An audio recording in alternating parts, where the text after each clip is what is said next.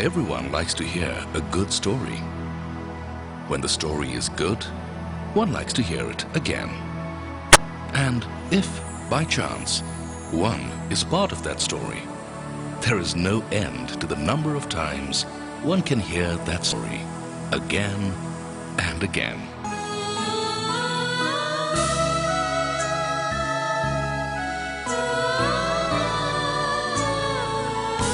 Dhirubhai Ambani was like you and me when he set out in life. Financially, no better. Maybe a little worse. The son of a village school teacher from Gujarat, who in less than 25 years created Reliance Industries, India's only private sector Fortune Global 500 company, one of the world's 500 largest companies, contributing 3% of India's GDP, 5% of the country's exports, and nearly 10% of the country's total indirect tax revenues. Given his humble beginnings, Dhirubhai could only study up to matriculation. So, despite a keen desire to study further, he had to start working. As a petrol pump attendant at Aden, his prime concern was earning his livelihood. But the underlying desire, his big dream, was to find oil and gas in India, build a world-class refinery and modern petrochemical plants, using the best technology in the world to provide the best quality. But his plans had to wait, for when he arrived from Aden, he had nothing but his burning desire and fiery ambition to succeed. He set up his first trading venture, Reliance Commercial Corporation. A few years later, when he did set up his first textile mill in Ahmedabad, he used the best machines available in the world. The World Bank certified this mill as excellent, even by developed country standards. Dhirubhai had great faith in the potential of the Indian markets and great belief in the capabilities of the Indian people. He knew in his heart that one day India had to become an economic superpower and that he would contribute in big measure to that great objective. Which is why in 1977, when Dhirubhai planned to expand, he preferred his fellow Indians to share in the wealth he was to create. So he went directly to the public, the small investors, with his first public offering of equity shares in Reliance. 58,000 people became Reliance shareholders. And thus began a relationship that became the raison d'etre of Dhirubhai's existence. This small family of shareholders multiplied over the years and has now grown to around 33 lakhs amongst the largest shareholding families in the world. From the time of Reliance's initial public offering in 1977, Dhirubhai had only one mission: to take Reliance to newer and greater heights. If Dhirubhai did well in the controlled regime of the License Raj, with the economic reforms introduced in 1992, Reliance's growth acquired a new momentum.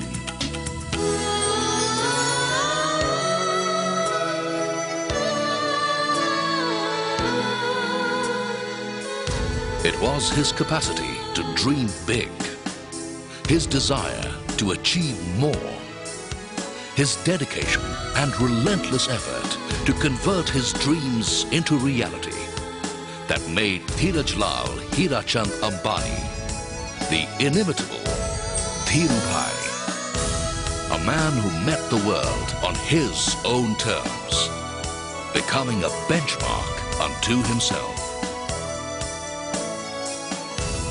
And as Reliance crossed newer milestones in growth, Dhirubhai's family grew simultaneously, nurtured with his love and day-to-day caring of Kokilaben, his steadfast life companion, whose support went a long way in helping him realize his dreams.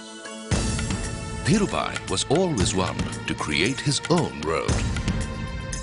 That is why lack of infrastructure did not deter him. He went ahead and created it.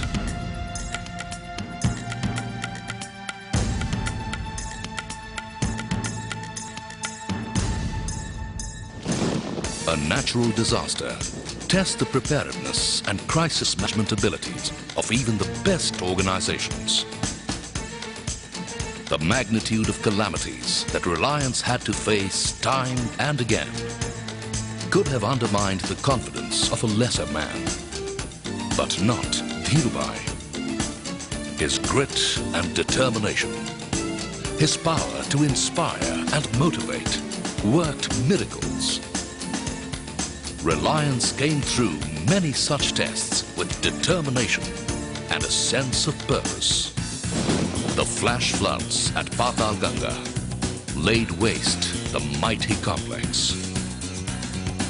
Thanks to the timely decisions taken to shut down the plant, not a single life was lost. The foreign technical consultants felt it would take 3 months to get things working. But Dhirubhai Ambani had other ideas, and within 3 weeks, everything was back to normal. At Jamnagar, everything was going well. Work was ahead of schedule when the cyclone struck. Once again, Reliance rose as one and went to work. Soon, construction was in full swing and the complex ready ahead of schedule within the estimated cost. The Gujarat earthquake was a different story unto itself. The region was prone to seismic disturbances, estimated at 5.5 on the Richter scale. Dhirubhai had the plant designed to withstand Richter 9. So, when the massive earthquake did occur, the Reliance complex at Jamnagar withstood its fury. After a safe shutdown, Reliance soon had a large contingent heading towards the affected areas with material and medicines to provide relief and solace. On a more personal front, even the paralytic stroke of 1986 did not deter Dhirubhai. And he went on to make Reliance the largest business house in India. The only thing Dhirubhai regretted in his life was not being able to get a proper education.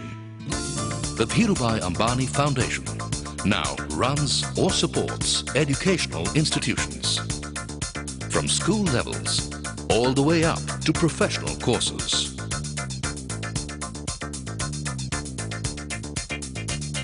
Merit is recognized, rewarded and supported from the beginning right up to graduation. Thousands of students have benefited from these institutions. The foundation also runs or supports healthcare units and hospitals because Dhirubhai believed that people should have the best. During the severe drought in the year 2000, approximately 25% of Jamnagar city's demand for drinking water was fulfilled from the supplies made from the Reliance complex. Dhirubhai's quest for technological perfection and quality went beyond the boundaries of constructing and manufacturing to enriching human life. This was Jamnagar before it all started. Dhirubhai said, "Let 2 million trees be planted."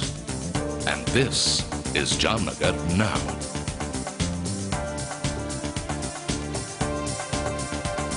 For a man who sought no rewards but to witness the realization of his dreams, Dhirubhai created such symbols of perfection that the world at large could not help but notice and applaud. Some of the honors, indeed, were so apt.